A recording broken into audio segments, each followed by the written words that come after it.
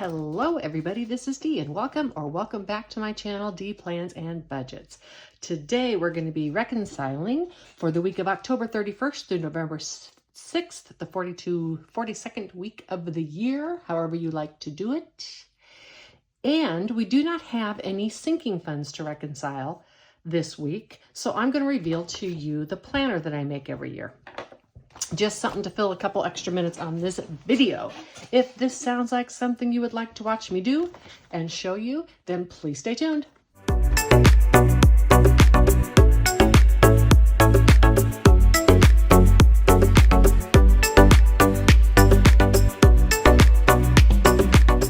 Let's start with my supplies. I have my sheet. This is where I have reconciled from my tracker and put it into groups. I have my variable binder, which is the only one that I have done anything with, and I have my next year's planner, budget planner. So I will start with this. I have my cash tray, and since it's the first week that I'm destuffing, I might need to make some change. So I'm going to get my bank, and I'm going to set it right over here just off camera. The first category that we have, I only have three things I spent money on. Food. And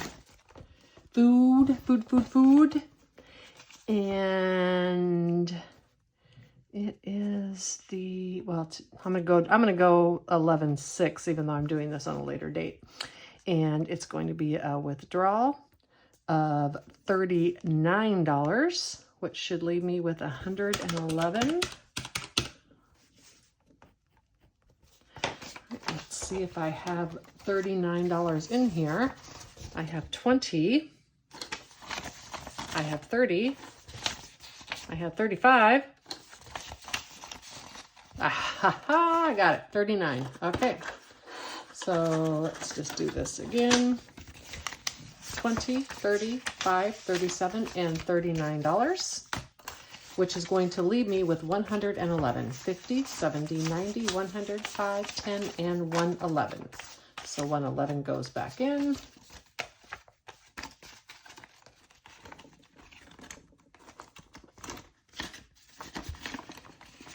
And I will put this back on here. Hope y'all are having, or had, I guess, a good weekend. By the time you watch this video, you'll be into Monday. Sorry. And it's looking nice here in Texas. We had a super humid few days, and then the wind came in and cleared it out. Couldn't be happier. All right, the next thing, I didn't spend anything until gas. I spent $35. This one should be no problem with change, since I don't care or get rid of it every time. It usually has change in it. This will leave me with $94. And I need to take out $35. 20, 30, and 5. Let's put that in here. 20, 30, 35. And 20, 40, 50, 60, 75, 80, 85, 87, 88, 89, 90, 1, 2, 3, and 4. 94. You know what? I'm going to do this in case I need change. Oop. Just to make it while while. In case you haven't noticed, I have a bad habit of saying that really fast, and it comes out as why. Should be while. Whatever. I talk really fast. Can't help myself. All right. This is gas going back in there, and then the last thing I spent on was gifts. My grandbaby's birthday. So I had to send him a present, because that's what grandmas do. You know, it was $49.99, so I'm going to take out $50. Leaves us $3.92 in here. I got him a set of those magnetic blocks, and I'm going to take a $50. You can build all sorts of things. I know he doesn't watch this, so, you know, not like I'm going to spoil his surprise tomorrow. So $250, $350, $60, $70, $80, 90, and 2. $392 left in gifts.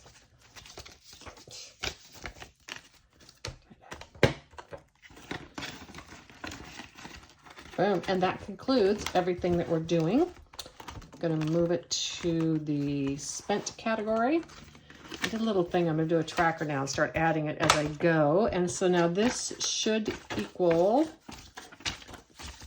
$124 or close to that because of rounding. So 50, 70, 90, 100, 10, 15, 20, 2, 3, and 4 equaled it exactly. I track everything in the spent at the end because I add to this every week as I spend money in my envelopes. And this does two things for me. Number one, it helps me balance my cumulative total for the month because I only pay my credit cards once or twice a month.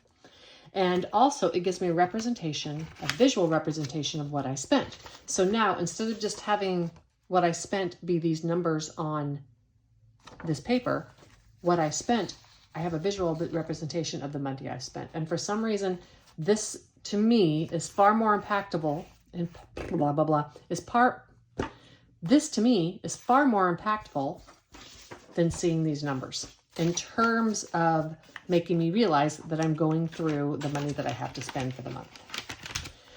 That concludes this part of this video today. Like I said, I'm going to throw in the planner that I make each year. I've been making my own budget planner system for a while, and I used to decorate it and make it pretty. I just kept pages, but that was when I kept pages and my funds and all that kind of stuff. So I started tweaking or making a planner last year at the beginning of the year to support my cash stuffing endeavor.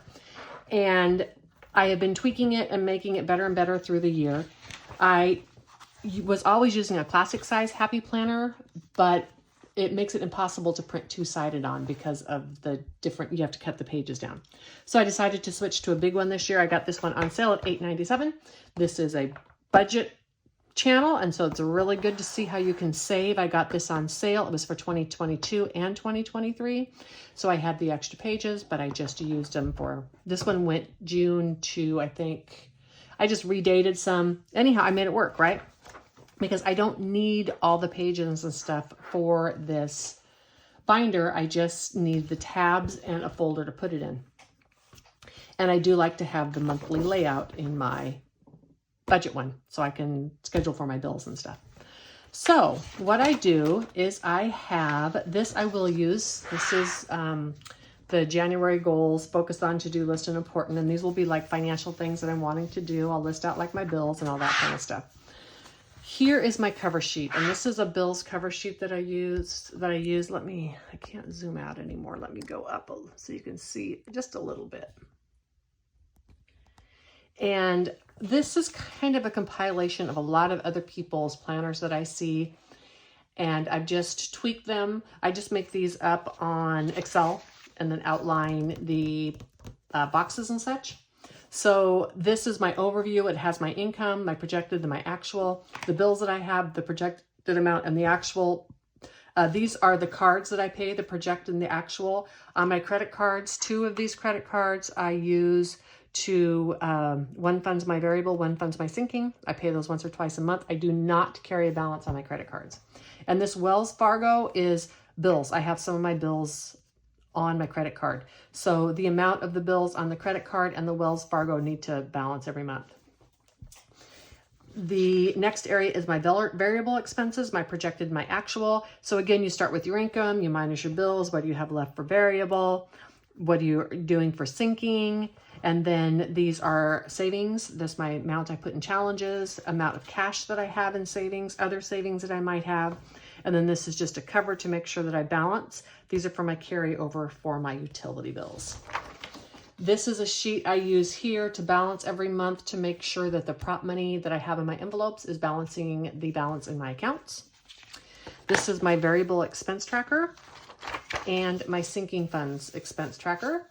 I start a little, because I sometimes need a little bit more. I may not now that I'm doing a full one, but sometimes I need a little bit more. And sinking funds, I do less regular spending out of.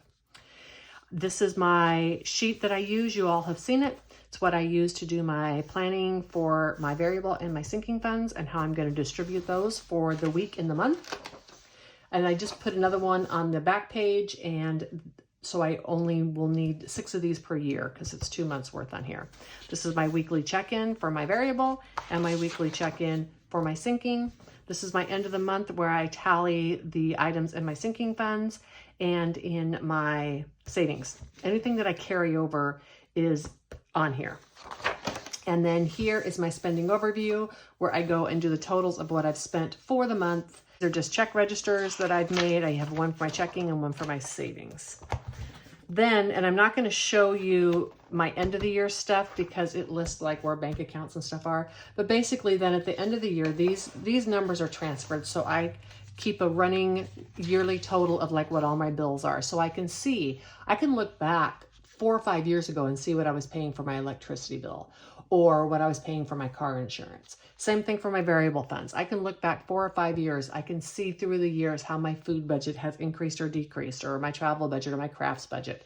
So when these are here, instead of flipping through each month when I'm looking back to try to project my budget for the next year, having the monthly sheets, and I can show you those because they don't disclose stuff.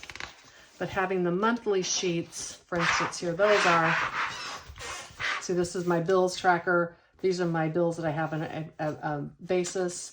And then I can look back and see them. And it just makes it easier for me to look at and project. I do that for everything. I do that for my account balances. I do it for my sinking funds, for my variable, all those things. And I keep those back here at the very back of my planner. And like I said, I got this one for sale because I don't necessarily use the pages inside of it. So it makes it really nice to not have to pay full price for that. I hope that this helps spur your little brain on how you can make a planner yourself. You could, of course, do all of this in a notebook and just draw it out every month, but I don't necessarily care to do that. I hope you enjoyed this video today. I hope you found it useful. I want to thank each and every one of you who have subscribed during that bump of whatever that I got. And I really hope that I'm offering you some value in the content. And if you like this video, please like it. Subscribe if you have not done so already. Take a walk. I highly recommend it. Bye.